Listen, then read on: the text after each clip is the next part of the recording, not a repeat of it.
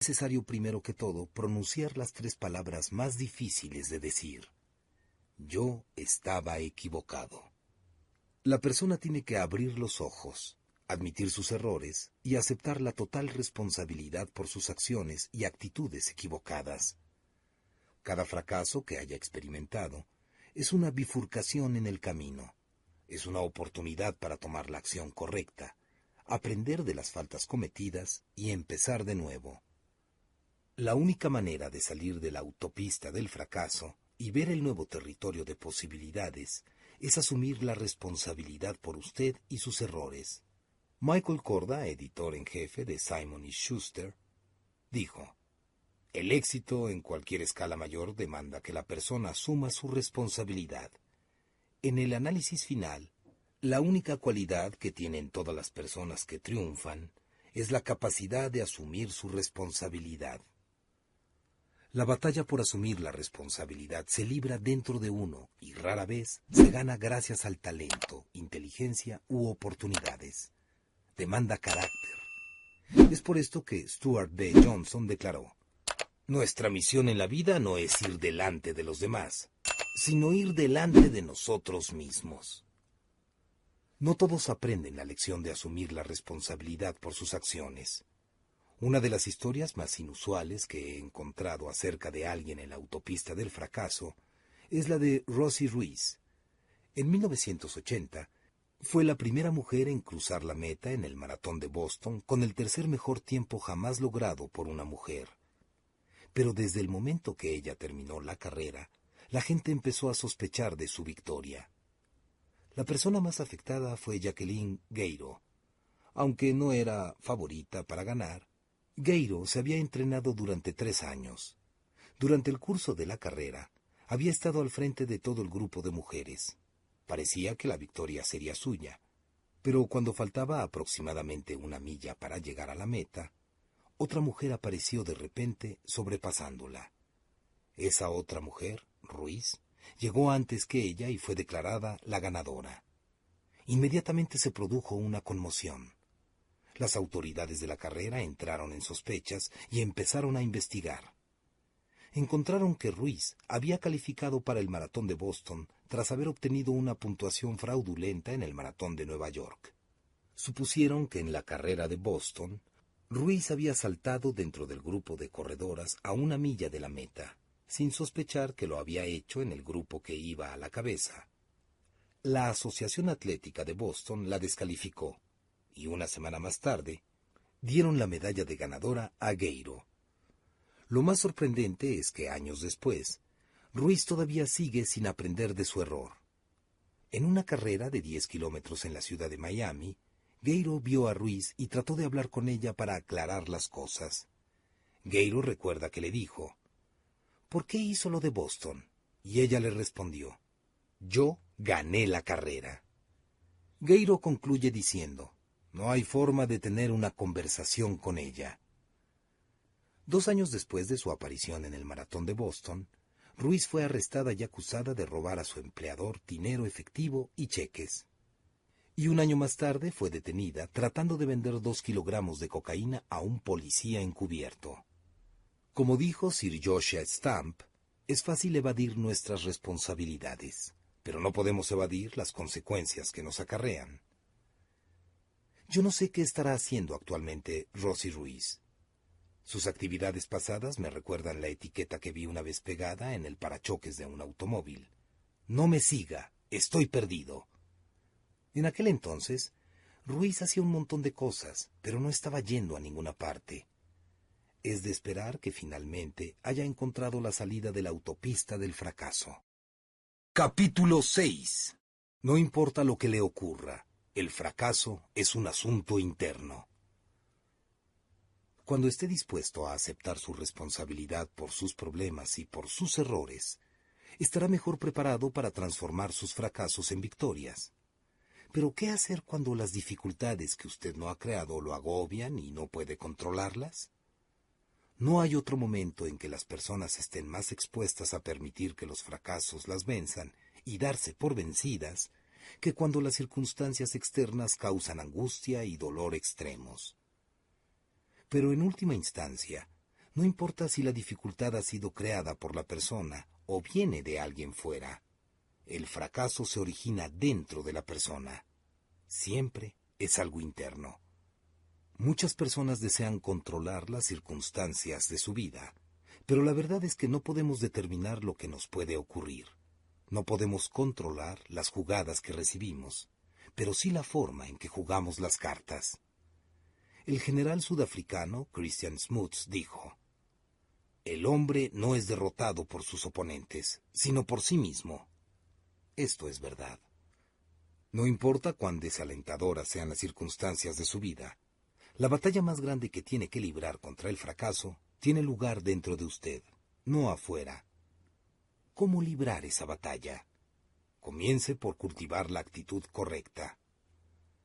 Quizá esté familiarizado con la ley de Murphy, que dice: si algo malo tiene que ocurrir, ocurrirá, y ocurrirá en el peor momento. Y también el principio de Pedro, que dice: la gente siempre se eleva hasta el nivel de su incompetencia. Un adagio similar es la ley de la conducta humana. Tarde o temprano tenemos lo que esperamos tener. Tengo una pregunta que hacerle. ¿Es la ley del comportamiento humano optimista o pesimista? Deténgase y piense antes de responder. Le digo esto porque su respuesta revelará su actitud. Si usted espera lo peor de la vida, entonces es probable que diga que la ley fue escrita por un pesimista. Pero si tiene una visión positiva, entonces probablemente responderá optimista, porque la perspectiva de llegar a tener lo que espera lo alienta. Su actitud determinará su perspectiva. El primer elemento en ganar la batalla interior contra el fracaso es una perspectiva positiva.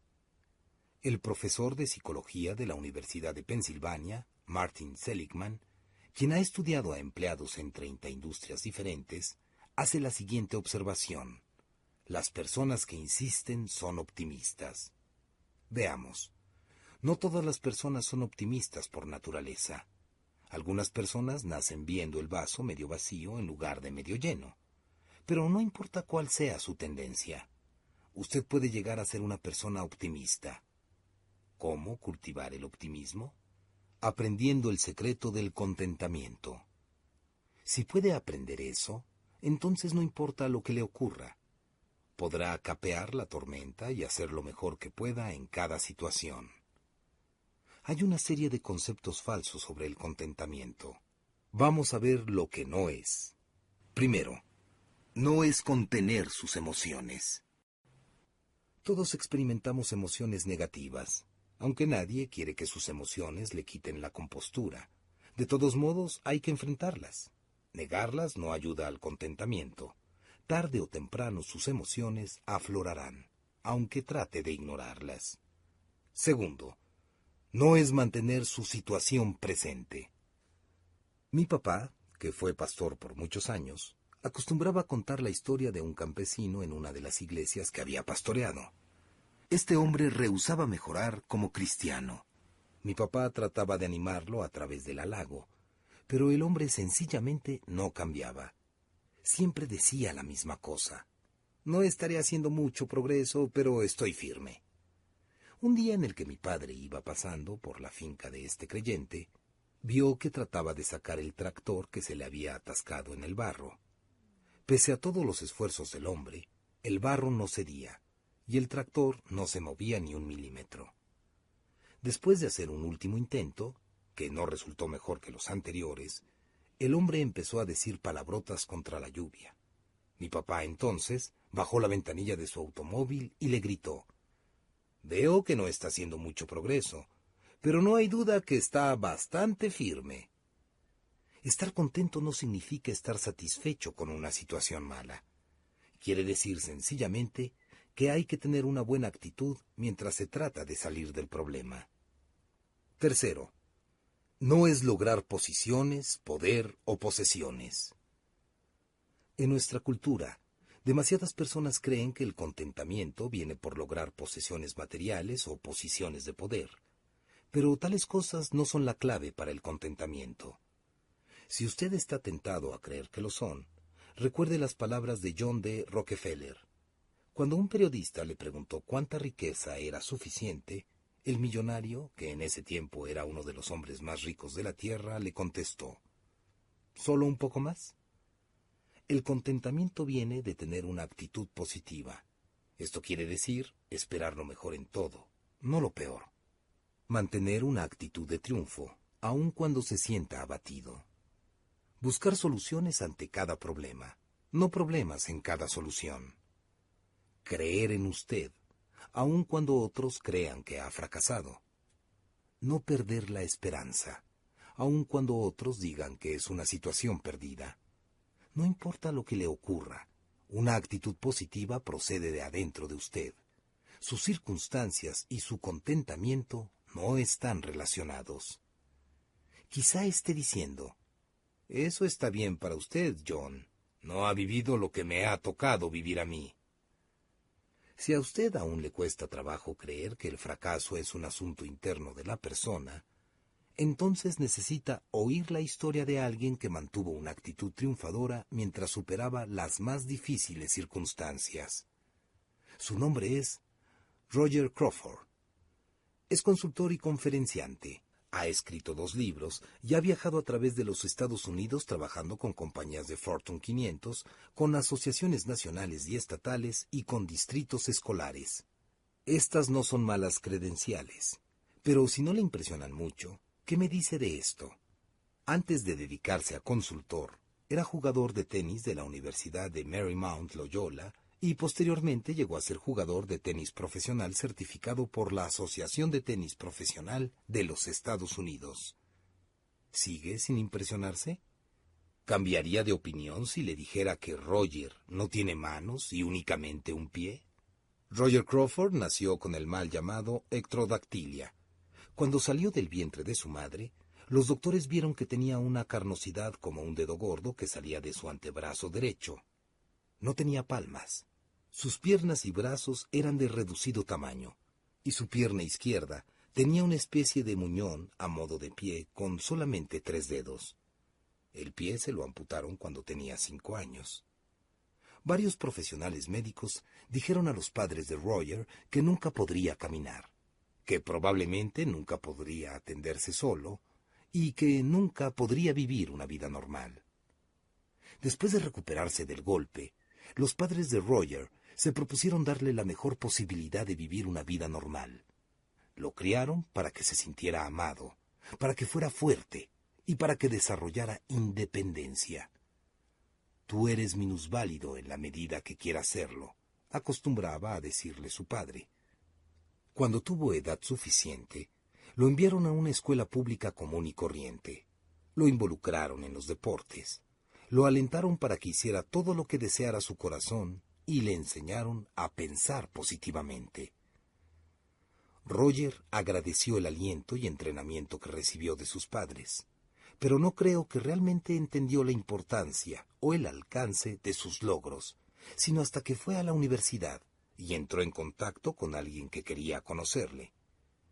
Había recibido una llamada telefónica de alguien que había leído de sus triunfos en el tenis, y Roger accedió a reunirse con esa persona en un restaurante del sector.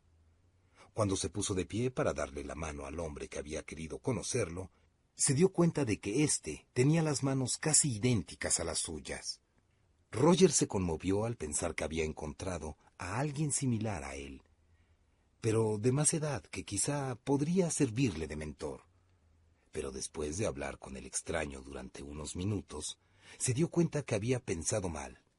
Roger lo explica así: en lugar de eso, me encontré con alguien amargado, con una actitud pesimista que culpaba a todo el mundo por sus decepciones en la vida y fracasos en su anatomía.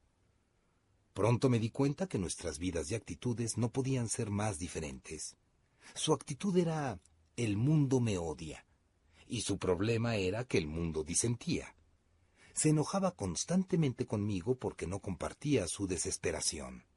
Nos mantuvimos en contacto por varios años, hasta que me convencí de que aunque ocurriera un milagro que le diera como resultado un cuerpo perfecto, su infelicidad y falta de éxito nunca cambiarían. Seguiría en el mismo lugar en su vida. Aquel hombre había dejado que el fracaso lo controlara desde su interior, mientras que Roger había llegado a dominar el arte de transformar los fracasos en triunfos. Hay ocasiones en que las adversidades en nuestra vida han distado mucho de ser como las de Roger Crawford. Por esa razón es que su historia es inspiradora. Roger afirma: los impedimentos nos pueden limitar solo si se lo permitimos. Esto es así, no únicamente en cuanto a los desafíos físicos, sino también a los emocionales e intelectuales. Yo creo que las limitaciones reales y permanentes se originan en nuestras mentes, no en nuestros cuerpos. En otras palabras, no importa lo que pase, el fracaso es un asunto interno. Capítulo 7. ¿Es usted rehén de su pasado? Cuando logro tener un poco de tiempo libre, me gusta jugar golf. Como golfista, podría decir que soy regular. Pero a pesar de todo, me siento contento de haber empezado a jugar golf. Y le puedo decir que fue Arnold Palmer quien despertó mi interés por este deporte. Mucha gente de mi generación llegó a ser golfista gracias a Arnold Palmer. La modestia de Palmer, su chispeante personalidad, su llamativo aspecto y su increíble habilidad para jugar golf atrajeron a multitudes de espectadores que lo seguían de hoyo en hoyo, como ocurre hoy en día con los admiradores de Tiger Woods. A los seguidores de Palmer se les conocía como el ejército de Arnie, y parecían seguirlo a donde fuera con tal de ver jugar al hombre al que llamaban el Rey. Sin duda que era impresionante verlo jugar. Cualquier golfista puede tener su mal día, aun un miembro del Salón de la Fama como Arnold Palmer. La clave para superar el mal día es olvidarlo. Esto puede no ser fácil de hacer, especialmente cuando no falta quien erija un monumento a la mala jugada. Fue lo que le ocurrió a Arnold Palmer. Los hechos tuvieron lugar en el torneo de Los Ángeles en 1961. En el hoyo noveno, su último del día, hizo un buen primer tiro y con el segundo trató de poner la bola en el área verde. Escogió el palo con el cual hacer el tiro. En lugar de uno de metal, se decidió por el de madera número 3. Hizo lo que esperaba que fuera un buen tiro, pero cuando la bola salió disparada, se desvió hacia la derecha, dio en un poste y saltó fuera del área de juego.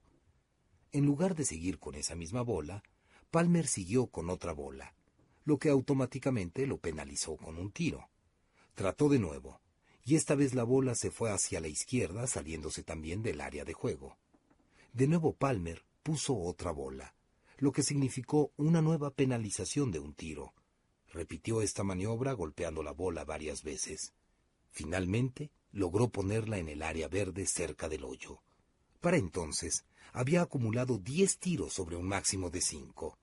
Necesitó 2 golpes más hasta poner la bola en el hoyo, lo que lo hizo terminar con 12 golpes.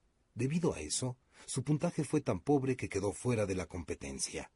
Hoy día, unos 40 años después, si usted va al noveno hoyo en el Rancho Park Golf Course en Los Ángeles, va a ver una placa de bronce que dice: el viernes 6 de enero de 1961, el primer día del 35º torneo de Los Ángeles, Arnold Palmer, elegido el golfista del año y atleta profesional del año, necesitó 12 golpes para poner la bola en este hoyo.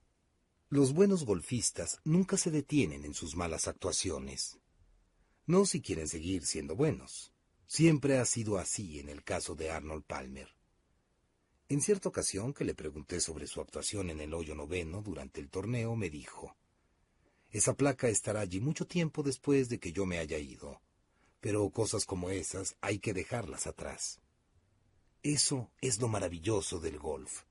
Tu próximo tiro puede ser tan bueno o tan malo como el último, pero siempre habrá una nueva oportunidad. Primero, comparación.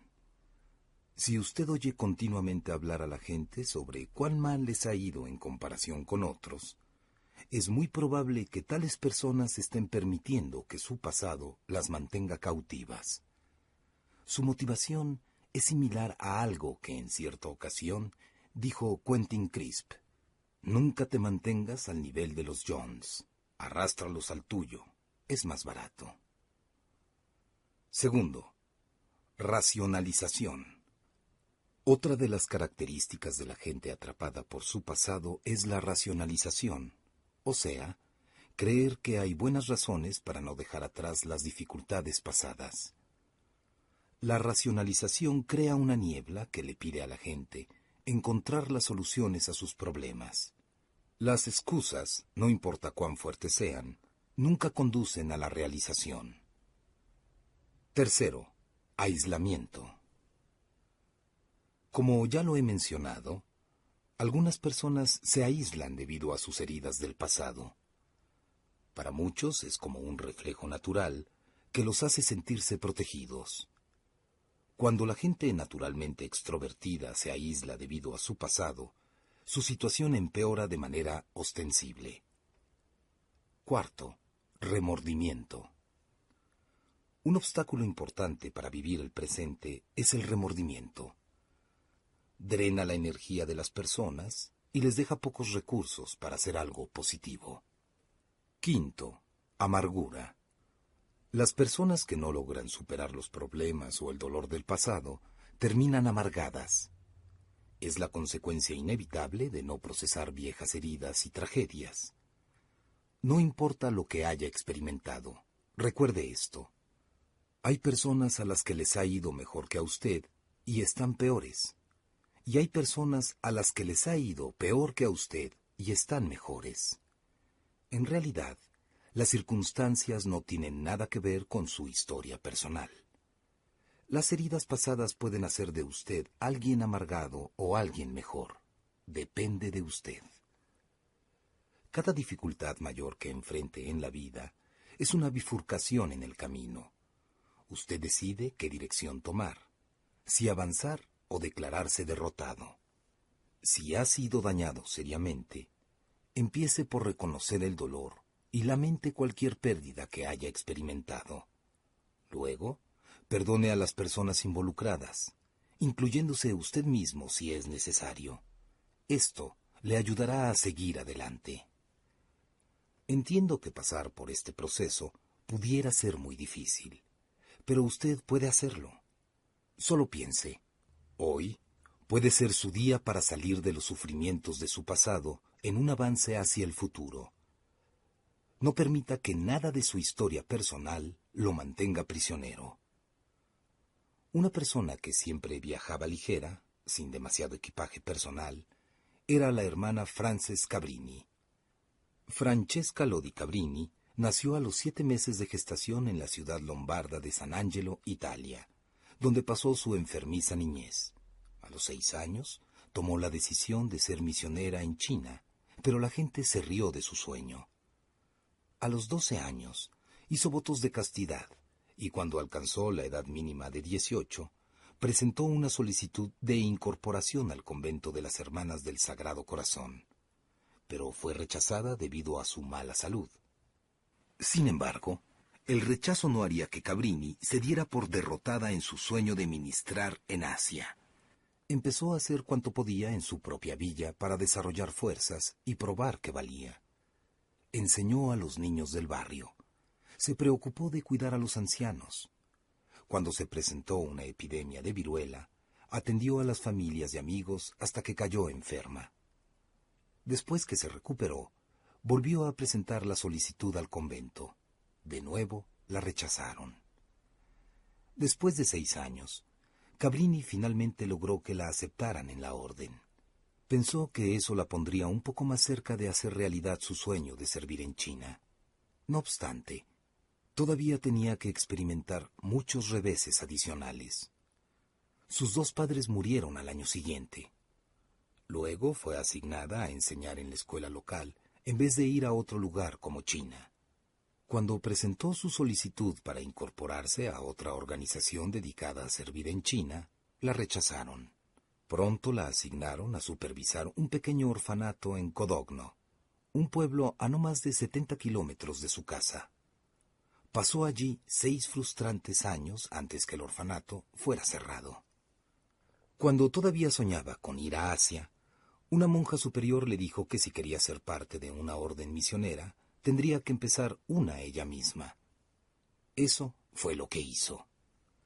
Con la ayuda de una media docena de niñas del orfanato, fundó en 1880 las Hermanas Misioneras del Sagrado Corazón. Durante los siguientes 8 años estableció la orden en Milán, Roma y otras ciudades de Italia. Trató de ir a Asia, pero el Papa León XIII puso fin a su sueño de ministrar en China. Le dijo: «No al este, sino al oeste. Usted va a encontrar un vasto campo de trabajo en los Estados Unidos». En Nueva York, ayudó a poner en funcionamiento un orfanato, una escuela y un convento. Así fue como la hermana Frances Cabrini llegó a la isla Ellis en marzo de 1889.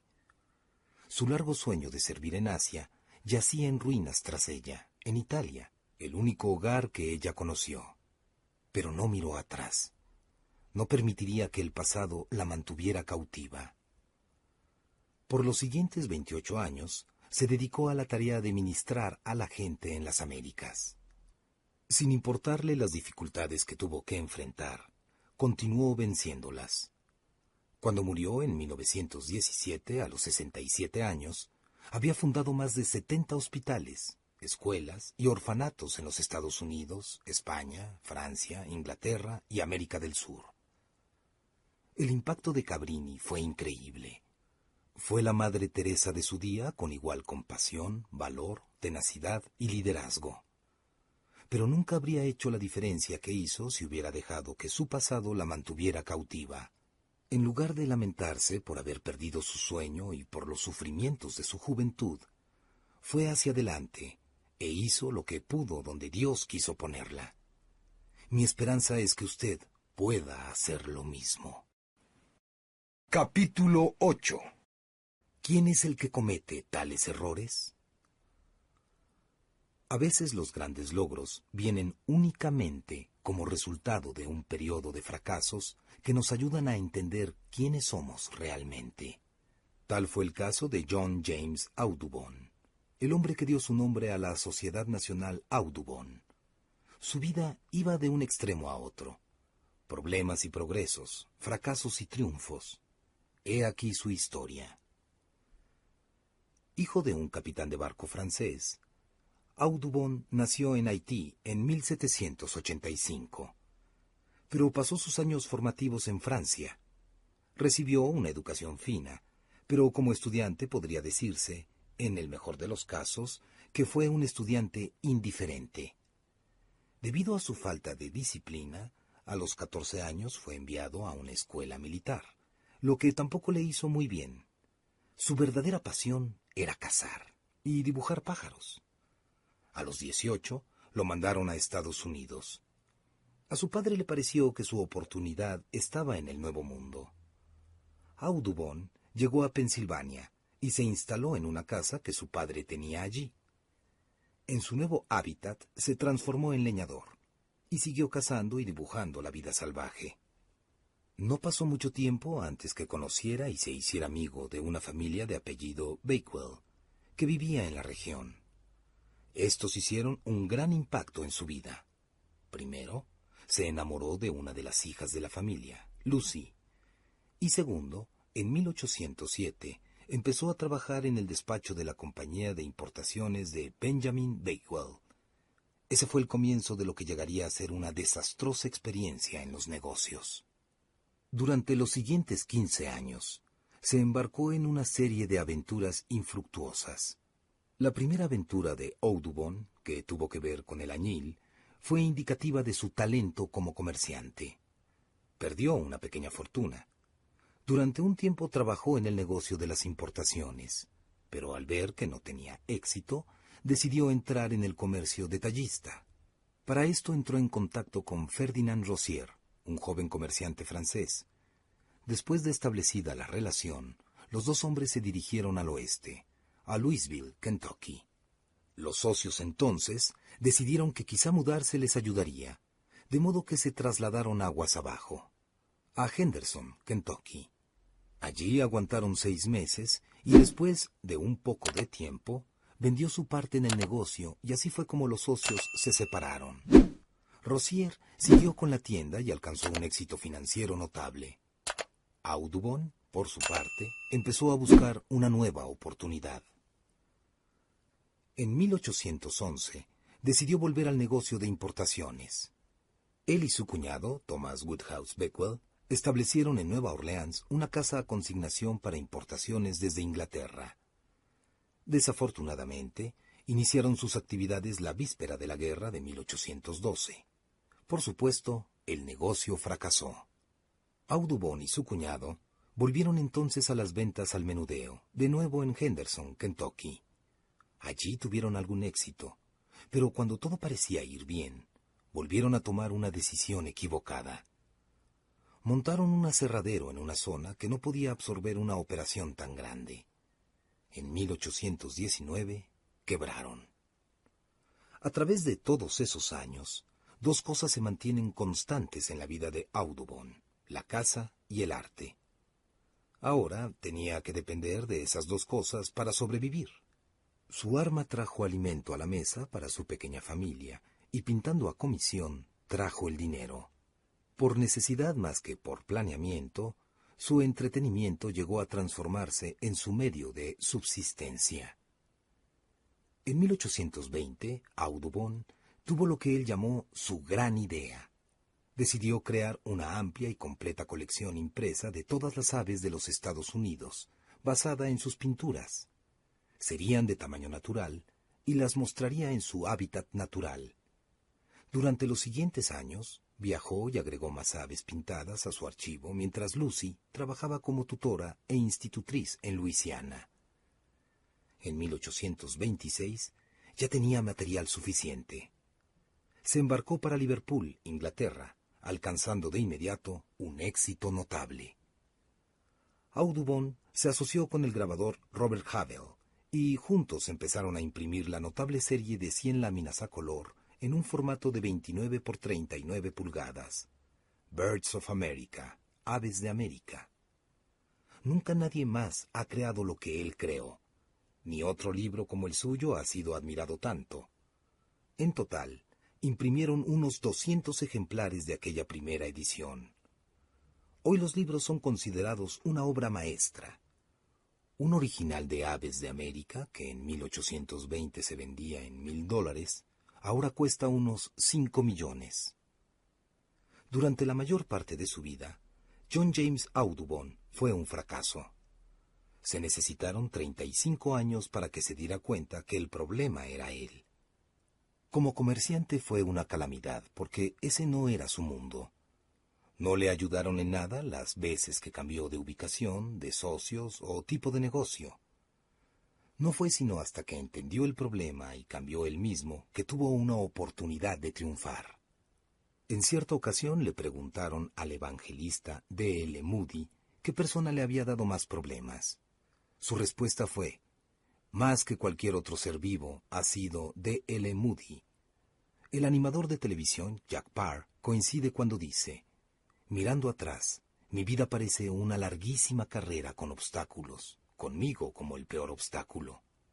Si está experimentando continuamente problemas o enfrentando obstáculos, debería asegurarse que el problema no sea usted. A la gente no le gusta admitir que necesita cambiar, y si están dispuestos a alterar algunas cosas de ellos, por lo general se centran en asuntos cosméticos. ¿Por qué hay personas tan renuentes al cambio? Yo creo que algunos, como Audubon, creen que por alguna razón tienen que seguir un curso particular de acción, aun cuando eso no tenga nada que ver con sus dones y talentos. Para contar con una oportunidad de alcanzar su potencial, usted debe saber quién es y enfrentar sus defectos. Permítame ayudarle en esto. Demos los siguientes pasos. Primero, véase a usted mismo con claridad. El obispo Fulton Sheen regaló este pensamiento: a la mayoría de nosotros no nos gusta mirar dentro de nosotros por la misma razón que no nos gusta abrir una carta que trae malas noticias. Muchos ven solo lo malo y niegan lo bueno, o ven lo bueno y niegan lo malo. Para alcanzar su potencial, debe ver ambos. Segundo, Sea sincero al admitir sus defectos. En el capítulo 5 dijimos que para transformar sus fracasos en victorias, debe hacerse responsable de sus actos, pero también debe hacerse responsable por quién es usted como persona. Esto significa reconocer lo que no puede hacer, basado en sus capacidades, lo que no haría, basado en su talento, o lo que no debe hacer, basado en su carácter. Esto no siempre es fácil hacerlo. Tercero, descubra con alegría sus capacidades. El siguiente paso en el proceso es trabajar de acuerdo con sus habilidades. Nunca nadie ha hecho realidad sus sueños actuando fuera del área de sus dones. Para superarse, haga bien lo que hace. Cuarto, desarrolle esas capacidades con pasión. Como Audubon, usted alcanzará la excelencia si desarrolla con entusiasmo las capacidades que Dios le ha dado. Puede alcanzar todo su potencial mañana si se dedica a crecer hoy. Recuerde que para cambiar su mundo, primero debe cambiar usted. Una de las historias más grandes que conozco personalmente sobre el cambio de una persona tiene que ver con alguien muy cercano a mí en mi organización, el grupo Enjoy. Ella es Linda Eggers. Si usted me ha oído personalmente, entonces es probable que me haya oído hablar de Linda. Creo que Linda es la asistente ejecutiva más eficiente en todo el país, pero no siempre he pensado así de ella. Hace unos años experimentamos tiempos difíciles en nuestra historia, y el hecho de que trabajemos juntos ahora es un testimonio elocuente de su disposición y habilidad para echar una mirada muy seria dentro de sí, hacer algunos cambios en su vida y transformarse en la persona que quería ser. Linda comenzó a trabajar conmigo a mediados de los años 80, cuando yo estaba como pastor principal al frente de la iglesia Skyline en San Diego. Ella trabajaba en la oficina de finanzas con Steve Babby, nuestro jefe de finanzas. Después de que Linda trabajó por un tiempo conmigo, la invité a asistir a una nueva conferencia que estaba dictando en el sur de California. Durante el desarrollo de esa conferencia, Linda se dio cuenta que estaba siendo llamada a trabajar en Enjoy, en la capacitación de pastores para que llegaran a ser mejores líderes. Después de la conferencia se me acercó y me habló de lo que estaba pensando. Más tarde, cuando Enjoy llegó a ser lo suficientemente grande, la trajimos a ella para que formara parte del personal. Bajo el liderazgo de Dick Peterson, actualmente el jefe principal de operaciones del grupo y presidente de las conferencias y recursos de Enjoy, Linda se transformó inmediatamente en una pieza clave para nosotros. Hacía cuanto se le pedía, y eso era bastante. Administraba la oficina, contrataba personal, se encargaba de las cuentas y además ayudaba en el desarrollo de productos. A medida que fuimos creciendo, ella fue asumiendo más y más responsabilidades. A principios de los años 90, era la mano derecha de Dick. De repente, un día, Linda se fue. Anunció su retiro y a las 2 semanas renunció. Sin ninguna explicación, simplemente se fue. Dick y yo quedamos mudos. Unas semanas más tarde, supe que Linda había renunciado para irse a trabajar como secretaria de un contador amigo mío. Yo no podía entenderlo porque ella siempre había sido una apasionada de la clase de trabajo que hacíamos. No me la imaginaba realizándose mientras escribía cartas y manejaba información. Luego, algo aún más sorprendente ocurrió. Supe que Linda tenía una actitud muy negativa hacia mí y hacia Enjoy. No era maliciosa, pero sus comentarios eran inapropiados, y más me entristecía aquella situación porque yo siempre la había tenido en muy alta estima. Mientras tanto, la vida seguía su curso. Dick contrató a alguien para reemplazar a Linda, y la compañía siguió creciendo. Unos 8 meses más tarde, recibí una llamada telefónica. Era Linda que decía que quería hablar conmigo. El día que vino a mi oficina, estaba temblando. Cuando empezó a hablar, empezó también a llorar. Se disculpó por todas las cosas negativas que había estado diciendo. Luego me dijo por qué se había ido y qué le había hecho tener esos sentimientos de amargura. Dick y yo hablamos del asunto y le ofrecimos volver a contratarla, pero sería en una posición diferente. El único puesto disponible en ese tiempo era recibir llamadas y contestar la correspondencia. Tuvo que haber sido difícil para alguien que había sido la segunda después del jefe, pero aceptó. Durante 3 años, Linda trabajó duro e hizo todo lo que se le pidió con excelencia y una actitud positiva. Y con el paso del tiempo, empezó a asistir a Dick más y más. Cuando en 1995 dejé el pastoreo en Skyline para dedicarme tiempo completo al grupo Enjoy, necesitaba un nuevo asistente. Una de las personas que consideré fue a Linda. Sabía que era altamente competente. El único problema era saber si podía confiar en ella incondicionalmente. No me tomó mucho tiempo llegar a una decisión. Sabía que quería a Linda como mi asistente. Desde ese día, nunca he mirado atrás ni he dudado de ella. Es más, si ella no hubiese insistido en que contara su historia, nunca se me habría ocurrido hacerlo. El punto de retorno para mí fue aquel día que me miré en el espejo y me di cuenta que necesitaba hacer algunos cambios en mi vida, empezando con mi actitud. Si no lo hacía, nunca tendría la oportunidad de hacer lo que Dios quería que hiciera. Hoy día, Linda es admirable. Me maravillo de lo que es capaz de hacer. Cada vez que impacto a alguien con una conferencia o un libro, ella tiene su parte. No la cambiaría por nada en el mundo.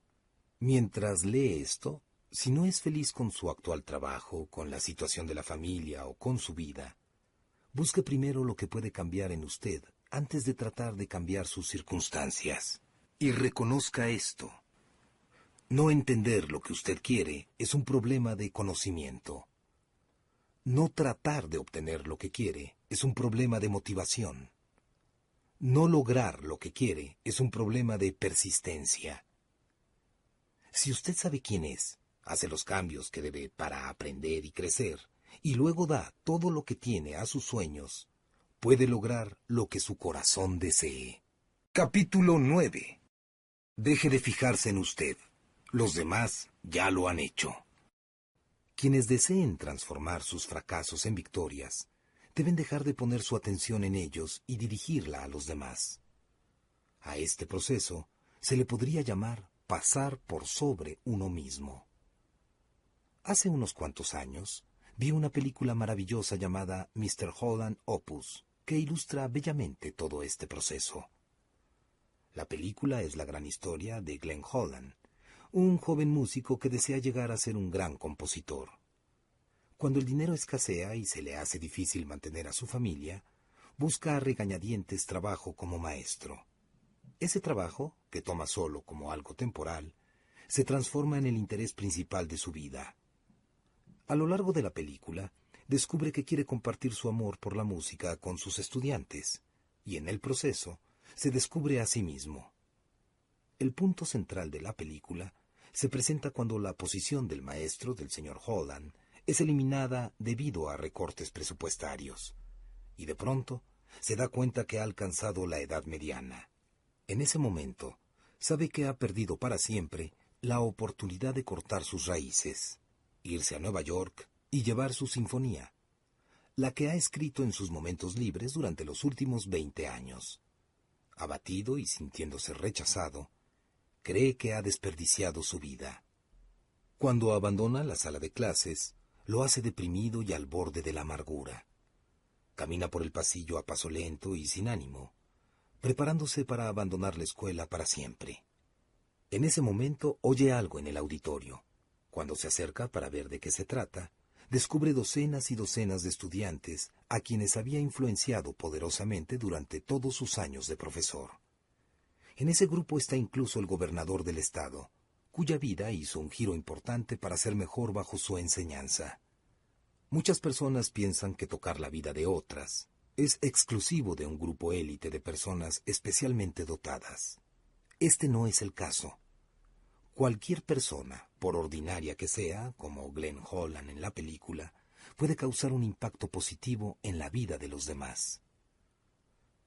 Algunas personas fracasadas se dicen que en cuanto logren algún grado de éxito o descubran algún talento escondido, se van a preocupar por impactar la vida de los demás. Tengo noticias para estas personas. Muchos que luchan con fracasos crónicos experimentan esto porque no piensan sino en sí mismos. Se preocupan de lo que los demás piensan de ellos. Se esfuerzan para lograr que nadie sea mejor que ellos. Están permanentemente preocupados por protegerse. Si tiene un historial de continuos fracasos y dedica la mayor parte de su tiempo y energía a tratar de ser el número uno, quizá necesite aprender una nueva forma de pensar, donde otros sean los primeros. Si sospecha que una tendencia al egoísmo está impidiéndole alcanzar sus metas y sueños, necesita cambiar y mejorar su forma de buscar el éxito. Primero, necesita pensar en otros antes que usted. Una de las principales causas de pensamientos negativos y mala salud mental es el egocentrismo. El egoísmo termina dañando tanto a las personas que rodean al egoísta como a éste mismo. Inclina a la persona al fracaso porque la mantiene en una actitud mental negativa. Tal es la razón para que el doctor Karl Menninger respondiera en la forma que lo hizo cuando alguien le preguntó: ¿qué consejo le daría a una persona que siente que va a tener una crisis nerviosa? Muchos esperaban que dijera: que consulte a un psiquiatra, ya que esa es su profesión. Para su sorpresa, Menninger dijo: que cierre la casa, vaya a los barrios pobres, busque a una persona necesitada y haga algo para ayudar a esa persona.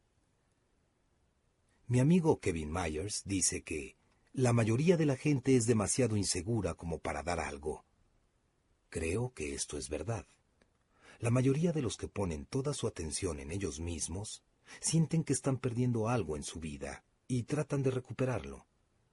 Desarrollar un espíritu dadivoso, como sugiere Menninger, ayuda a las personas a superar algunos sentimientos de deficiencia en una forma positiva y saludable. Si a usted le gusta seguir las alternativas del deporte, seguramente habrá oído hablar mucho del egoísmo de los atletas profesionales. Últimamente, la crítica ha sido especialmente dura contra los jugadores profesionales de básquetbol, debido a que muchos de ellos parece que poseen la mentalidad de yo primero. Cuando la competencia es dura, el egoísmo hace casi lo imposible para evitar que un equipo gane. Esto, al fin de cuentas, produce el fracaso. Si solo el talento fuera el que ganara los campeonatos, entonces el equipo de Los Ángeles Lakers de finales de los años 90 debió de haber sido el ganador, y no lo fue. Afortunadamente, no todas las historias que salen de la NBA tienen que ver con el egoísmo y los fracasos. Los campeones de 1999, San Antonio Spurs, obtuvieron la victoria porque un hombre que había sido su mejor jugador durante una década entendió la importancia de quitar su atención de él mismo. David Robinson, de 7 pies y 1 pulgada, es el centro de los Spurs. En sus 10 años en la NBA, Robinson ha ganado prácticamente todos los premios como jugador de básquetbol profesional. Ha sido designado entre los 50 mejores jugadores en la historia de la NBA. No obstante todos estos atributos personales, Robinson nunca había ganado un campeonato de la NBA hasta la temporada de 1999. ¿Cómo lo logró? Dejando su puesto de jugador ofensivo a Tim Duncan, quien fue el héroe. Durante los juegos finales de la temporada 1999, Avery Johnson, compañero del equipo, dijo: David Robinson es lo máximo en jugador con mentalidad de equipo. Es el ganador nato. Él puso su ego a un lado y se transformó en un jugador totalmente diferente para bien del equipo. En 1999, Robinson hizo el peor promedio de puntos en toda su carrera. El resultado de la capacidad de modestia de Robinson al poner al equipo por encima de él fue un éxito para todo el conjunto. Si quiere triunfar y sobreponerse a los fracasos, tiene que dejar de preocuparse tanto por usted. ¿Cómo dejar de preocuparse por sí mismo para empezar a preocuparse por los demás? Puede hacerlo.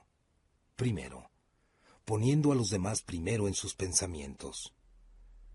Cuando conoce a alguien, ¿es su primer pensamiento sobre lo que van a pensar de usted o cómo podría hacerles sentir más cómodos? En el trabajo, ¿trata de hacer que sus compañeros o sus empleados luzcan bien ¿O está preocupado en asegurarse de recibir su cuota de crédito? Cuando alterna con miembros de su familia, ¿cuáles son los mejores intereses que tiene en mente?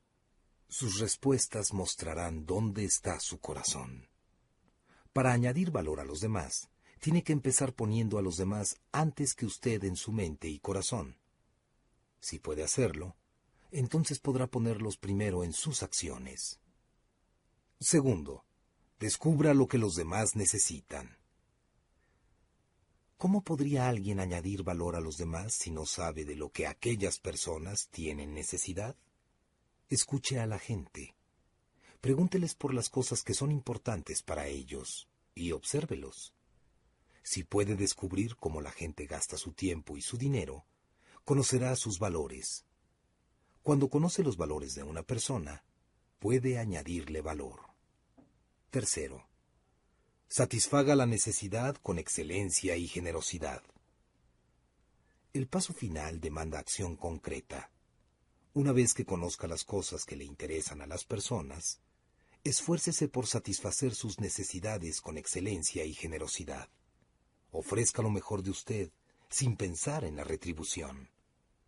Cuando pienso en algunas de las figuras notables de la historia que fueron capaces de ministrar a las necesidades de la gente y llevar a cabo un gran servicio, uno de los primeros que recuerdo es John Wesley, el inglés del siglo XVIII que fundó el movimiento metodista. Él fue un líder que sirvió a Dios durante toda su vida con un espíritu generoso. Pero hay alguien en su familia que fue aún más desinteresada que él y que, realmente, alcanzó sus objetivos a través de su servicio. Esa persona fue la madre de John, Susanna Wesley. A los 19 años de edad, se casó con Samuel Wesley, un joven clérigo a quien se le llegó a considerar uno de los más finos eruditos de sus días. Formaron su hogar y empezaron juntos su vida. Poco tiempo después, Susana tuvo su primer hijo, al que le siguieron varios más. Desdichadamente, sus esperanzas eran más grandes que sus posibilidades, de modo que pasaron casi todos sus 50 años de vida matrimonial en medio de apuros económicos. En aquellos días, las mujeres de la clase media no trabajaban fuera de su casa. No obstante, Susana tuvo un trabajo más que de tiempo completo. Se dedicó por entero al cuidado de su familia. Llevaba la casa, controlaba las finanzas. Su marido era un pésimo administrador financiero y supervisaba sus modestos esfuerzos campesinos. Aun cuando Samuel fue enviado por sus acreedores a prisión, donde permaneció durante 3 meses, ella no desmayó en su trabajo, el que realizó mientras seguía teniendo hijos, lo cual no era corriente en aquellos días. En 21 años, trajo al mundo 19 hijos, 10 de los cuales lograron sobrevivir. A pesar de todo el trabajo que Susanna Wesley realizaba para su familia, su tarea más importante era educarlos. Cada día, excepto los domingos, durante 6 horas se dedicó a la instrucción moral e intelectual de sus 3 varones y 7 mujeres. Hizo de ese trabajo el objetivo de su vida. Ella había realizado un increíble acto de entrega. En el proceso, tuvo que dar mucho de sí, como ella misma dice, los mejores 20 años de su vida. No obstante, los resultados que se pueden ver en sus 3 hijos hablan por sí solos. Charles fue un influyente clérigo y se le ha reconocido como uno de los más grandes escritores de himnos de todos los tiempos. Y a John se le atribuye el haber delineado el carácter de Inglaterra más que cualquiera otra persona en su generación. Es probable que no pueda dar a su familia el tiempo que le dio Susanna Wesley a la suya. Pero qué importante es que dé todo cuanto pueda a las personas que son importantes para usted. Podrá hacerlo solamente si aprende a no preocuparse por usted. Dedique más atención a lo que puede dar en lugar de a lo que puede recibir, ya que dar es realmente el nivel más alto de vivir. Capítulo 10. Aproveche los beneficios positivos de las experiencias negativas. Los artistas de obras manuales, David Bales y Ted Orland, Cuentan una historia acerca de un profesor de arte que experimentó un sistema nuevo de calificaciones con dos grupos de estudiantes. Es una parábola en relación con el fracaso. Esto fue lo que ocurrió. El profesor de cerámica anunció el día de comienzo de clases que iba a dividir la clase en dos grupos.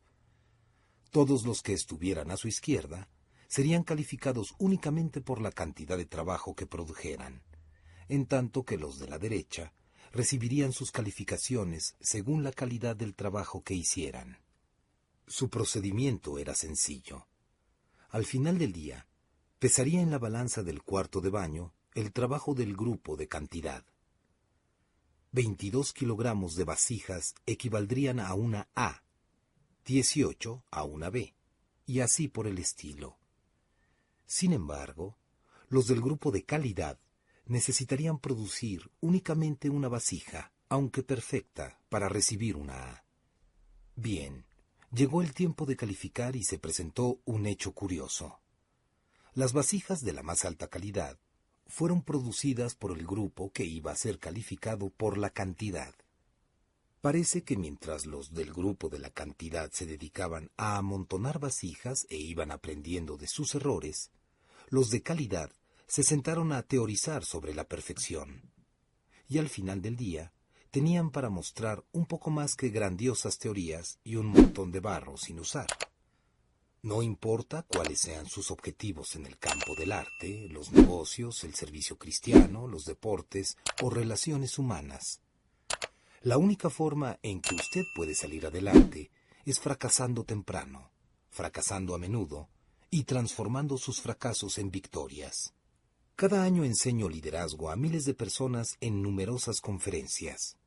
Una de mis más profundas preocupaciones siempre es que algunos volverán a casa después de la conferencia